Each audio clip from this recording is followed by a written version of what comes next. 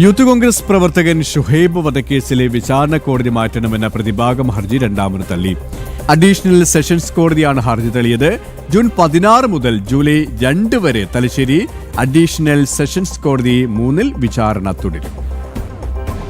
വിചാരണ കോടതി മാറ്റണമെന്നാവശ്യപ്പെട്ട് additional sessions കോടതിയിൽ പ്രതിഭാഗം ആദ്യം ഹർജി നൽകിയെങ്കിലും സത്യവാങ്മൂലം നൽകാത്തതിനാൽ തള്ളുകയായിരുന്നു.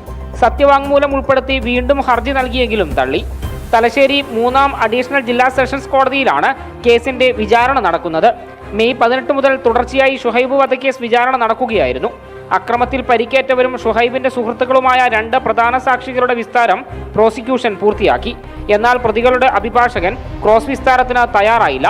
കേസ് നിലവിലെ കോടതിയിൽ നിന്ന് മാറ്റുന്നതിന്റെ ഭാഗമായിട്ടാണ് ക്രോസ് വിസ്താരം നടത്തുന്നതിൽ നിന്ന് അഭിഭാഷകർ വിട്ടുനിന്നത്. കേസ് നീട്ടിക്കൊണ്ടുപോകാനുള്ള സാധ്യത കണക്കിലെടുത്ത് കോടതി പ്രതികളുടെ ജാമ്യം റദ്ദാക്കി. എന്നാൽ പ്രതികൾ ഹൈക്കോടതിയെ സമീപിച്ച് ജാമ്യം നേടി. കേസിൽ ആകാശ് തില്ലങ്കേരി ഉൾപ്പെടെ 17 CPM പ്രവർത്തകരാണ് പ്രതികൾ. ജനം, കണ്ണൂർ.